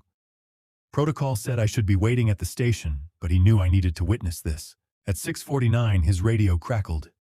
Breacher in position. Ready on your mark, detective. Frank keyed the mic. All units hold. Confirm exits secured. South exit clear. North exit clear. Parking garage secured. Frank exhaled slowly. Execute on 3, 1, 2, 3, go. The lead officer swung the battering ram. The door to Unit 407 exploded inward with a crack like thunder, and the team poured through, voices overlapping in sharp commands. Police search warrant. Hands where we can see them. I couldn't hear Julian's response from 50 meters away, but I didn't need to. Through the doorway, I saw officers spread through the apartment, flashlights cutting the darkness. And then two of them emerged with a figure between them. Tall, lean, dressed in a white t-shirt, and boxer's, hands cuffed behind his back. Julian. Even from this distance, I recognized the set of his shoulders, the tilt of his head. He didn't struggle, didn't shout. He walked calmly between the officers, his expression unreadable, as if being arrested at dawn was a minor inconvenience. Behind him, Sarah appeared in the doorway, clutching Emma against her chest. Emma's face was buried in her mother's shoulder, her small body shaking with sobs.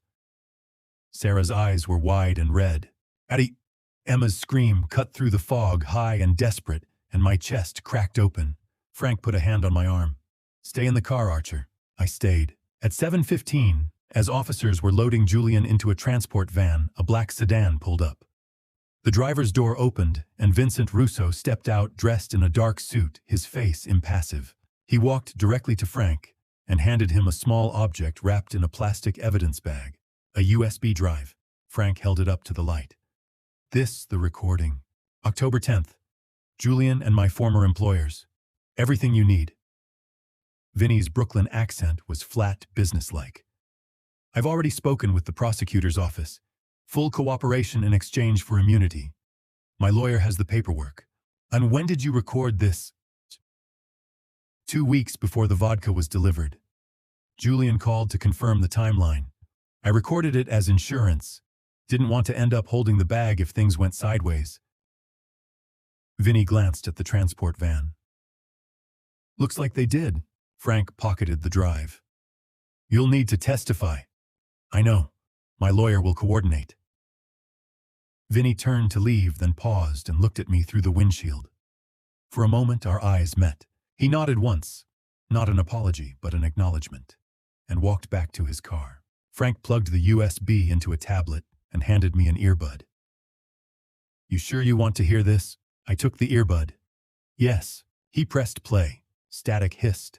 Then Julian's voice came through clear and cold. The old man won't drink it, but his lawyer will. Once the medication finishes him off, I'll have the insurance payout and the estate. 500,000 plus whatever's left after probate. Enough to clear the debt, and then some. A second voice, older and rougher. You better not screw this up, kid. 300 grand is a steep price for forgiveness. You don't deliver, we collect another way. And your wife and kid make convenient collateral. Julian's reply was immediate, emotionless. I won't screw it up. The plan's airtight. No one suspects a birthday gift from a son to his father. Good. Call me when it's done. The line went dead. I pulled the earbud out, my hands trembling. Frank took the tablet without a word. Through the transport van's window, I could see Julian's profile, still calm, still unreadable. Then, as if sensing my gaze, he turned his head and looked directly at me. He smiled. Not a nervous smile, but a cold, deliberate smile that said, I know exactly what I did and I'd do it again. His jaw tightened briefly, a flicker of something beneath the mask. And then it was gone. For 5 seconds, we stared at each other across 50 meters of wet pavement, father and son, and I saw nothing in his eyes I recognized.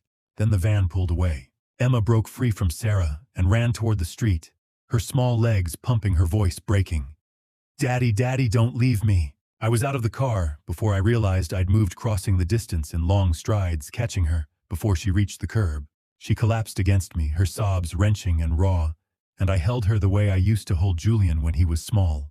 And it's okay, sweetheart, I whispered, though nothing about this was okay. It's okay.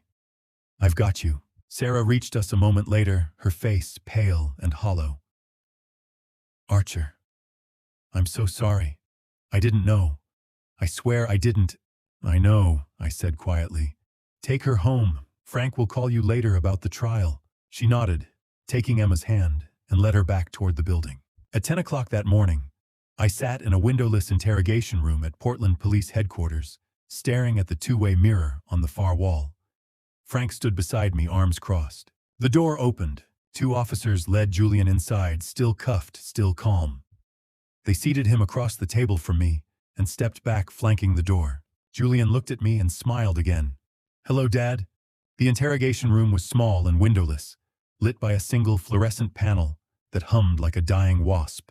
A metal table bolted to the floor separated us, its surface scarred with initials and crude drawings left by 1,000 suspects before my son. Julian sat across from me, his hands cuffed in front of him, resting on the table. His white t-shirt was wrinkled, his hair uncombed, but his posture was relaxed, almost casual, as if this were a coffee shop conversation rather than the prelude to a murder trial. Frank stood in the corner with a uniformed officer, arms crossed, watching us both. The air smelled like old coffee and industrial cleaner. Julian tilted his head, studying me the way you'd study a chessboard, calculating his next move. So, what now, Dad? You going to tell me how disappointed you are? I didn't answer immediately. I couldn't. My throat felt like it was packed with gravel and my hands were shaking so badly I had to grip the edge of the table to keep them still. Frank stepped forward. Archer, you don't have to do this. We have everything we need for the case. You can wait outside. I shook my head. I need to talk to him. Frank glanced at Julian. You willing to speak with your father, just the two of you? Julian's eyes flicked between us, a faint smile tugging at the corner of his mouth. Sure. Why not? Last chance for a heart-to-heart, right? Frank's jaw tightened, but he nodded. He gestured to the officer, and the two of them stepped out of the room, the door clicking shut behind them. I knew Frank would be standing behind the one-way mirror on the far wall, watching, listening, recording every word. But for the next 10 minutes, it would just be me and Julian, alone. Why? I said finally, my voice barely above a whisper. Why, Julian? I gave you everything. He laughed. Short, bitter, empty. Everything you gave me lectures, Dad. Rules. Curfews. Do the right thing, Julian. Be honest, Julian. Work hard, Julian. I know. You gave me a childhood full of disappointments disguised as lessons. I gave you a home, an education. I was there for every birthday, every baseball game, every baseball game where you showed up late because you were chasing some case that mattered more than I did. His tone was flat rehearsed, as if he'd been practicing this speech for years. Mom died because you were too busy playing the hero detective to notice she was sick. The words hit me like a fist. Your mother had cancer, Julian. Stage 4 pancreatic cancer. By the time we found it, there was nothing anyone could do. I sat by her bed every single day for 8 months. I held her hand when and you still couldn't save her. He leaned forward, his cuffed hands sliding across the table. You couldn't save her, and you couldn't save me. So yeah, Dad, forgive me if I don't see you as some kind of saint. I stared at him, trying to find the boy I used to know in the stranger sitting across from me. This isn't about your mother. This is about you owing $300,000 to a crime family and deciding the easiest way out was to poison your own father. Not poison, insurance. Julian shrugged, the gesture so casual it made my stomach turn. The Benedettis were going to finish me. You think I wanted to do this? You were just convenient. The policy was already in place. You're old, you have a heart condition. No one would have questioned it if you'd had another attack and didn't wake up. Convenient. I repeated the word slowly, tasting its ugliness. That's what I am to you, convenient. Yeah, he didn't blink. That's what you are. I closed my eyes, trying to breathe through the pain radiating from my chest. Not angina this time. Just grief. What about Emma? I asked, finally opening my eyes. What about your daughter? She's 10 years old, Julian. She watched you get arrested this morning. She screamed for you. For the first time, Julian's mask slipped. His eyes flicked away from mine just for a second, and he blinked, once quick and involuntary, as if the question had caught him off guard. Then the coldness returned. She'll be fine, he said, his voice too steady, too controlled. Kids are resilient. Sarah will remarry eventually. Emma won't even remember me in a few years. You don't believe that? I have to. He looked down at his cuffed hands, turning them over, as if noticing them for the first time. Because if I don't, then I have to admit I destroyed my daughter's life along with yours, and I'm not ready to do that yet. I stood slowly, my legs unsteady, and placed both hands flat on the table. I loved you, Julian. I still do. But I can't protect you from this. I won't. He didn't look up. I know. You tried to kill me. You poisoned David. You forged my will, hacked a law firm, swapped my medication. You put your wife and daughter in danger. You don't get to walk away from this. I'm not asking to. His voice was quiet now, drained of the bravado he'd worn like armor. I knew what I was doing, Dad. I knew it would end like this. I thought I'd have more time. I thought the plan was better than it was. I turned toward the door, then stopped. Do you regret it? Silence. Do you regret trying to end my life so you could pay off your debts? Julian lifted his head, and for a moment I saw something raw and unguarded in his eyes. Not remorse exactly, but exhaustion. The exhaustion of a man who'd spent years running from consequences and had finally been caught. No, he said softly. I don't. I needed the money. You were in the way. That's all it was. I nodded, the last fragile thread of hope snapping inside me. Then we're done here. I walked to the door and knocked twice. Frank opened it immediately, his expression unreadable. Take him back to holding, I said, without looking at Julian again. We're finished. As I stepped into the hallway, I heard Julian's voice one last time, faint and empty. Goodbye, Dad. I didn't turn around. 6 weeks later, on the morning of December 8th, I stood outside courtroom 3B at the Ridgeview County Courthouse, adjusting the knot of my tie with hands that still shook when I thought too hard about what was coming. The hallway smelled like floor polish and old wood, and the winter light slanting through the tall windows made everything look washed out and gray. Frank appeared beside me holding 2 paper cups of coffee. He handed me one without a word. "You ready?" he asked. I took a sip, the coffee bitter and scalding. "No." "Good. That means you're still human." The courtroom doors opened and a bailiff gestured for us to enter. The trial was about to begin. Courtroom 3B smelled like polished wood and old anxiety, the kind of scent that seeps into walls after decades of verdicts. I sat in the 3rd row behind the prosecution table, my hands folded to keep them from shaking. Ahead of me, Julian sat beside his attorney, Rebecca Hayes, dressed in a gray suit that made him look almost innocent. His hair was neatly combed, his posture straight, his expression blank. He didn't look at me. Judge Patricia Holloway, a woman in her early 60s with steel gray hair and sharp eyes, sat elevated at the bench. To her right, 12 jurors filled the jury box, their faces carefully neutral. The bailiff stepped forward. "All rise. The State of Oregon versus Julian Castellano." We rose. The judge gestured for us to sit. "Mr. Castellano," she said, "you are charged with attempted murder in the 1st-degree fraud, identity theft, and conspiracy." "How do you plead?" Julian stood shoulders square. "Not guilty, Your Honor." His voice was steady, confident.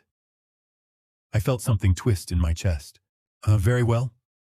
Judge Holloway nodded to the prosecution table. "Mr. Morrison, your opening statement." James Morrison rose, a man in his early 40s with controlled energy. He buttoned his suit jacket and faced the jury. "Ladies and gentlemen, over the next few days you will hear a story about greed, betrayal, and cold calculation. Julian Castellano planned to end his father's life for money, not in passion, not in self-defense, but methodically over 2 months, using poison-forged documents and stolen identity." He paced slowly. "The evidence will show that Mr. Castellano sent his father a bottle of vodka laced with aconitine, a lethal toxin. When his father refused to drink it, the vodka was given to David Whitmore, the family's lawyer. Mr. Whitmore consumed approximately 50 milliliters and nearly died." Morrison paused. "You will also hear that Mr.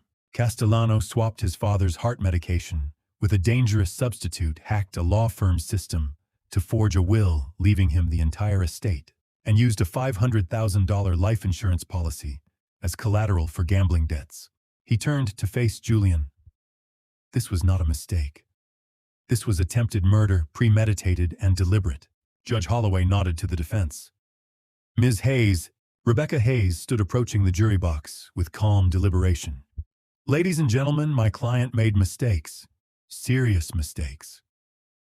But mistakes born of fear, not malice. Julian Castellano owed $300,000 to a criminal organization that threatened his life and the lives of his wife and daughter. He was desperate. He panicked." She gestured toward Julian. "But the prosecution wants you to believe Julian is a cold-blooded killer. That's not true. Julian was a man drowning in debt, manipulated by criminals trying to protect his family the only way he knew how." She sat down. The jurors exchanged garters. The prosecution called its first witness.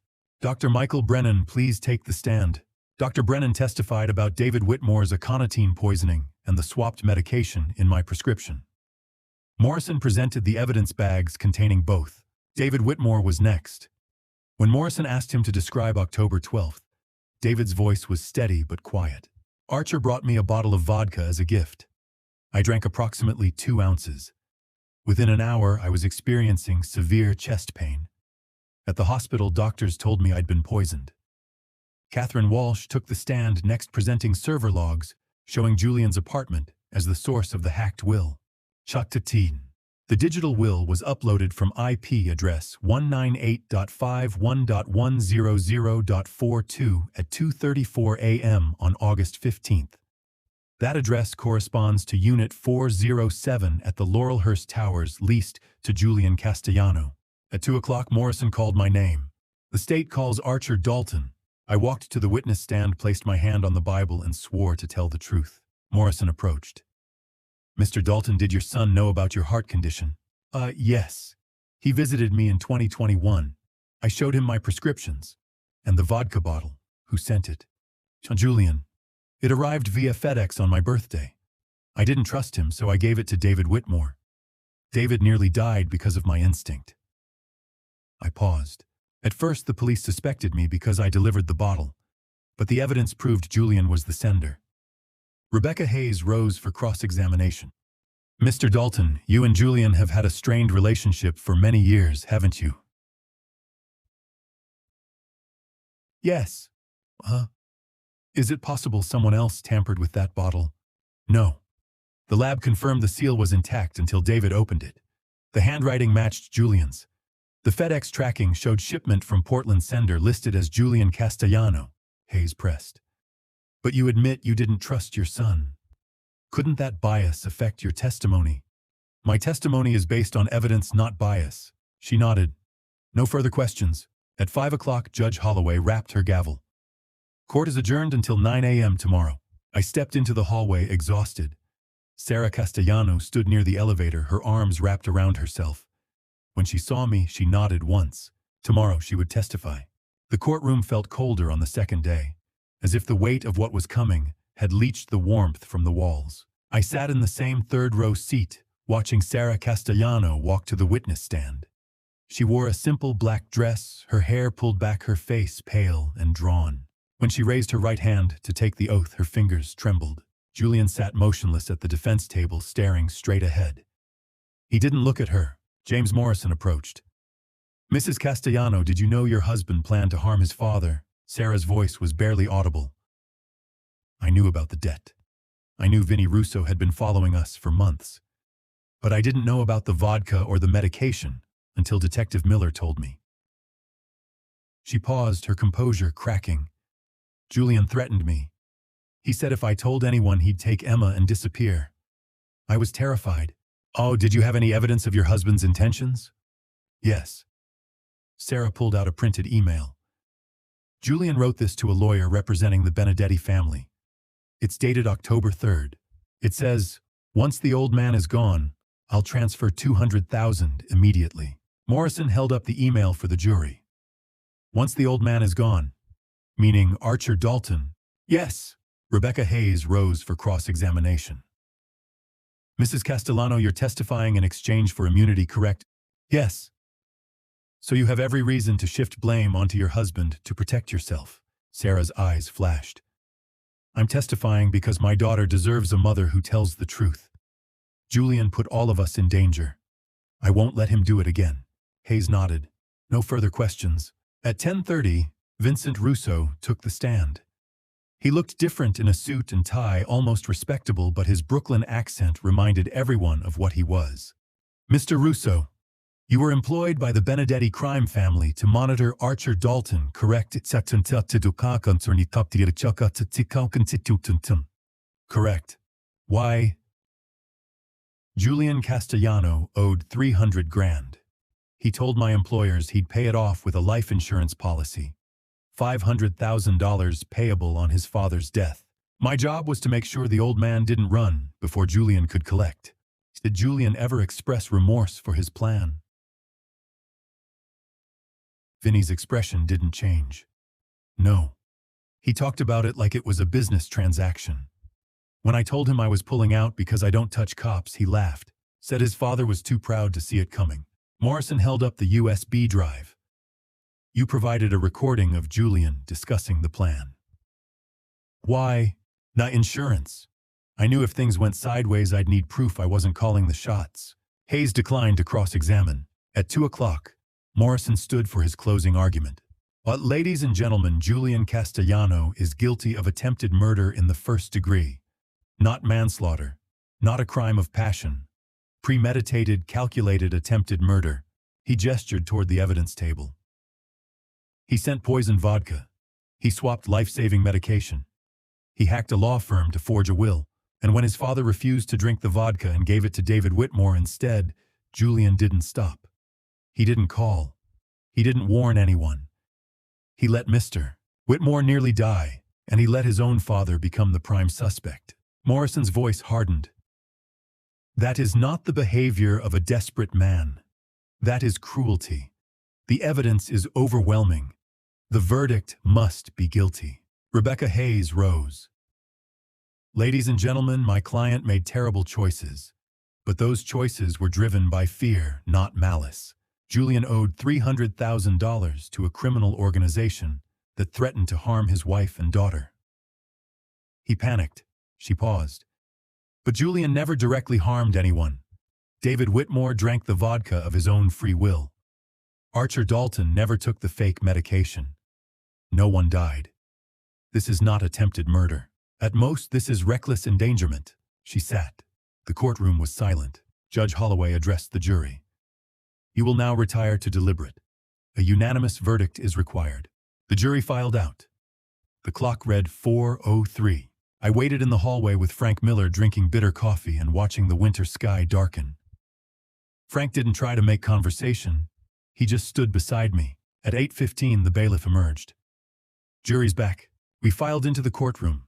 The jury took their seats. Judge Holloway looked at the foreman. Has the jury reached a verdict? We have, Your Honor. On the charge of attempted murder in the first degree, how do you find guilty? The word hung in the air, heavy and final. On the charge of fraud, guilty. On the charge of identity theft,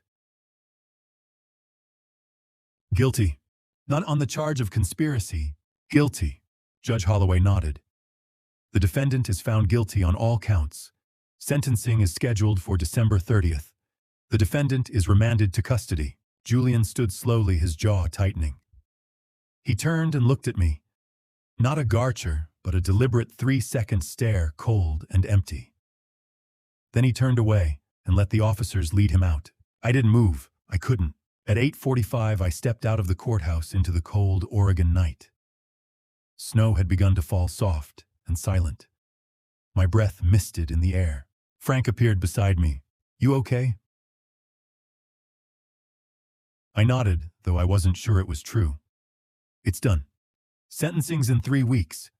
Judge will probably give him 20 to 25. You planning to be there? I shook my head. No, I've heard enough. Frank studied me, then clapped a hand on my shoulder. Go home, Archer. Get some rest. I watched him walk to his car, then headed toward my own. The snow was falling harder now, and for the first time in 2 months, I felt something close to peace. But it wasn't over. Not yet. Snow had been falling since morning, soft and relentless, blanketing the maples and the driveway in a silence that felt almost holy.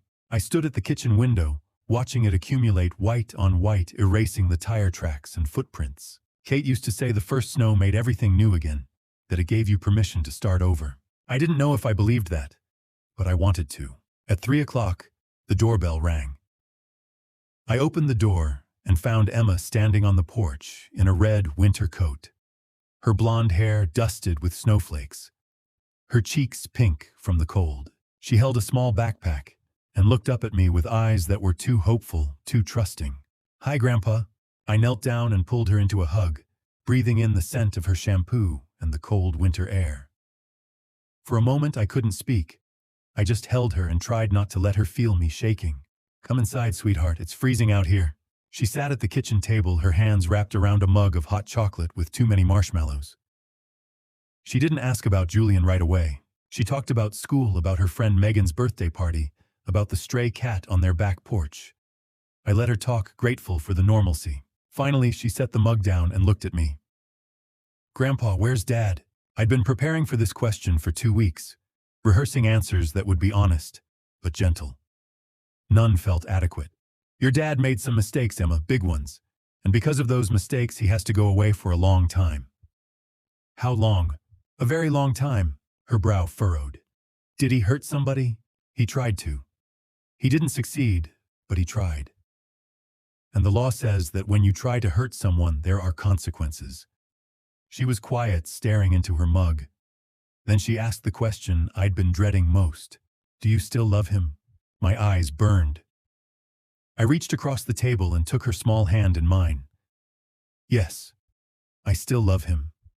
But sometimes love isn't enough to fix what's broken. Sometimes people make choices that hurt the people who care about them most, and no amount of love can undo that. A tear slid down her cheek. I miss him. I know, sweetheart, I do too. We baked cookies that afternoon, using Kate's old recipe card with the faded handwriting. Emma stood on a stool beside me, measuring flour and cracking eggs with intense concentration. We didn't talk much. We just worked side by side and let the warmth of the oven and the smell of vanilla fill the silence. While the first batch cooled, Emma wandered into the living room and found the photo album on the coffee table. She carried it back to the kitchen and climbed onto the stool, flipping through the pages. "Is this Dad?" I looked over her shoulder. The photograph showed Julian at 8 years old, standing beside a creek with a fishing rod, his grin gap-toothed and wide. I stood beside him, one hand on his shoulder. "That's him. We went fishing that day. He caught a trout almost as big as he was." Emma traced the image with one finger. "He looks happy." He was. For a long time, he was very happy. "What happened?" I sat down beside her. "He got lost, I think. Life got complicated, and he made choices that took him farther and farther away from the person he used to be. By the time he realized how far he'd gone, he didn't know how to come back." Emma was quiet. Then she said, "Do you think he'll ever find his way back?" "I don't know, sweetheart. I hope so. But hope doesn't always mean things will turn out the way we want." She nodded, solemn and small, and closed the album. At 8 o'clock, Sarah arrived to pick her up. Emma hugged me tightly at the door, her arms wrapped around my waist. "I love you, Grandpa." "I love you too, Emma. More than you'll ever know." Sarah met my eyes over Emma's head, her expression tired but grateful. "Thank you, Archer," I nodded. "Take care of her." "I will." I watched them walk to the car through the falling snow, Emma's red coat, bright against the white, and didn't close the door until their taillights disappeared. I sat at the kitchen table with my journal open, the pen heavy in my hand. Outside, the snow continued to fall. Inside, the house felt emptier than it had in weeks. I began to write. December 23rd, 2024, 8:15 p.m. 1 week from today, Julian will be sentenced. Frank called this afternoon.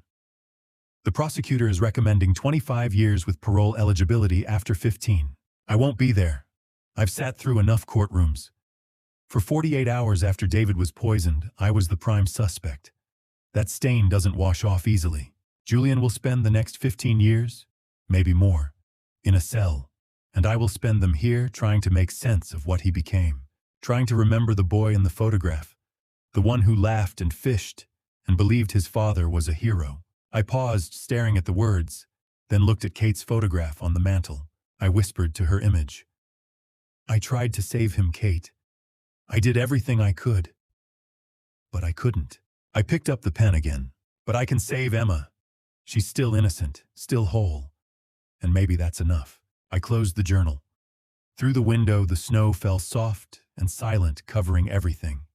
It covered the tire tracks, the footprints, the bare branches of the maples. It covered everything. And for the first time in 2 months, I let myself believe that Kate had been right.